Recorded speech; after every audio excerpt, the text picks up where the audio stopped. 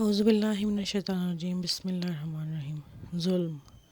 حضرت سعید بن جبیر جو کہ ایک تابعی بزرگ تھے، ایک دن ممبر پر بیٹھے ہوئے یہ الفاظ ادا کیے کہ حجاج ایک ظالم شخص ہے۔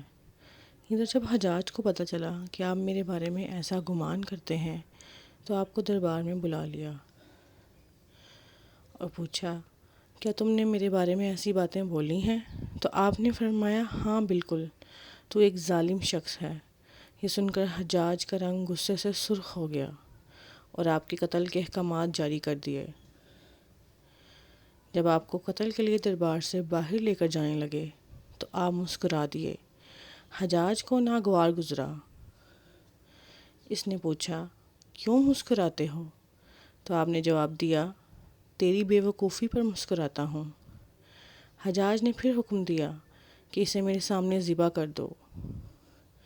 جب خنجر گلے پر رکھا گیا تو آپ نے اپنا رخ قبلہ کی طرف کیا اور یہ جملہ فرمایا، اے اللہ، میرا چہرہ تیری طرف ہے، تیری رضا پر راضی ہوں۔ یہ حجاج نہ موت کا مالک ہے نہ زندگی کا۔ جب حجاج نے یہ سنا تو بولا، اس کا رخ قبلہ کی طرف سے پھیر دو۔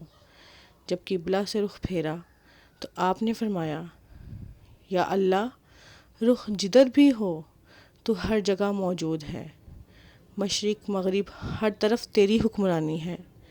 میری دعا ہے کہ میرا قتل اس کا آخری ظلم ہو، میرے بعد اسے کسی پر مسلط نہ فرمانا۔ جب آپ کی زبان سے یہ جملہ ادا ہوا، اس کے ساتھ ہی آپ کو شہید کر دیا گیا اور اتنا خون نکلا کہ دربار تر ہو گیا۔ ایک سمجھدار بندہ بولا کہ اتنا خون تب نکلتا ہے جب کوئی خوشی خوشی مسکراتا ہوا اللہ کی رضا پر راضی ہو جاتا ہے۔ حجاج بن یوسف کے نام سے سب واقف ہیں۔ حجاج کو عبد الملک نے مکہ، مدینہ، طائف اور یمن کا نائب مقرر کیا تھا اور اپنے بھائی بشر کی موت کے بعد اسے عراق بھیج دیا، جہاں سے وہ کوفہ میں داخل ہوا۔ ان علاقوں میں 20 سال تک حجاج کا عمل دخل رہا۔ اس نے کوفے میں بیٹھ کر زبردست فتوحات حاصل کیں۔ اس کے دور میں مسلمان مجاہدین چین تک پہنچ گئے تھے۔ حجاج بن یوسف نے ہی قرآن پاک پر اعراب لگوائے۔ اللہ تعالیٰ نے اسے بڑی فصاحت و بلاغت اور شجاعت سے نوازا تھا۔ حجاج حافظ قرآن تھا، شراب نوشی اور بدکاری سے بچتا تھا۔ وہ جہاد کا دھنی اور فتوحات کا خریز تھا، مگر اس کی تمام اچھائیوں پر اس کی ایک برائی نے پردہ ڈال دیا۔ اور وہ برائی کیا تھی؟ وہ تھی ظلم۔ حجاج بہت ظالم تھا۔ اس نے اپنی زندگی میں ایک خونخوار درندے کا روپ دھار رکھا تھا۔ ایک طرف موسیٰ بن نصیر اور محمد بن قاسم کفار کی گردنیں اڑا رہے تھے اور دوسری طرف وہ خود اللہ کے بندوں، اولیاء اور علماء کے خون سے ہولی کھیل رہا تھا۔ حجاج نے 1,20,000 انسانوں کو قتل کیا ہے۔ اس کے جیل خانوں میں ایک ایک دن میں 80,000 ہزار قیدی ایک وقت میں ہوتے، جن میں سے 30,000 عورتیں تھیں۔ اس نے جو آخری قتل کیا وہ عظیم تابعی اور زاہد و پارسا انسان حضرت سعید بن جبیر رضی اللہ عنہ کا قتل تھا۔ انہیں قتل کرنے کے بعد حجاج پر وحشت سوار ہو گئی تھی۔ وہ نفسیاتی مریض بن گیا تھا۔ حجاج جب بھی سوتا، حضرت سعید بن جبیر اس کے خواب میں آ کر اس کا دامن پکڑ کر کہتے تھے کہ اے دشمن خدا، تو نے مجھے کیوں قتل کیا؟ میں نے تیرا کیا بگاڑا تھا؟ اس کے ساتھ حجاج کو ایسی بیماری لگی کہ جس میں سخت سردی کلیجے سے اٹھ کر سارے جسم پر چھا جاتی تھی۔ وہ کانپتا تھا۔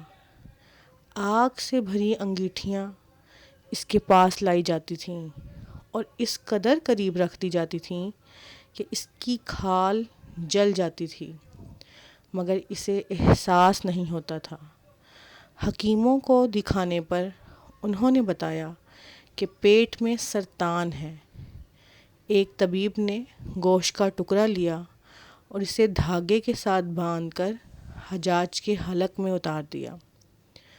تھوڑی دیر بعد دھاگے کو کھینچا تو اس گوشت کے ٹکڑے کے ساتھ بہت عجیب نسل کے کیڑے چمٹے ہوئے تھے اور اتنی بدبو تھی جو پورے 1 مربع میل کے فاصلے پر پھیل گئی۔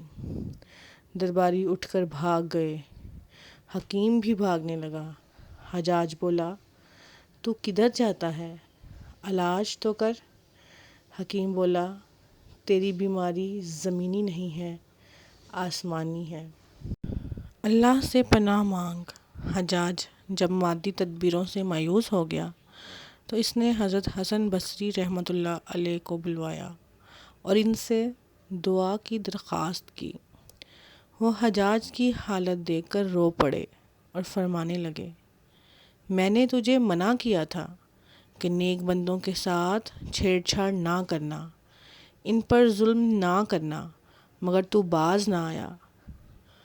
آج حجاج عبرت کا سبب بنا ہوا تھا۔ وہ اندر باہر سے جل رہا تھا، وہ اندر سے ٹوٹ پھوٹ چکا تھا۔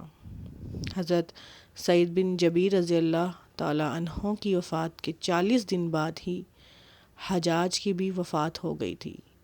حجاج نے جب دیکھا کہ بچنے کا امکان نہیں تو قریبی عزیزوں کو بلایا، جو بڑی کراہت کے ساتھ حجاج کے پاس آئے۔ وہ بولا، میں مر جاؤں تو جنازہ رات کو پڑھانا اور صبح ہو تو میری قبر کا نشان بھی مٹا دینا، کیونکہ لوگ مجھے مرنے کے بعد قبر میں بھی نہیں چھوڑیں گے۔ اگلے دن حجاج کا پیٹ پھٹ گیا اور اس کی موت واقع ہوئی۔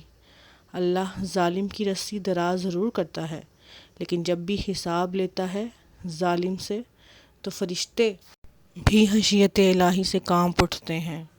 اللہ ہم سب کا حامی ناصر ہو۔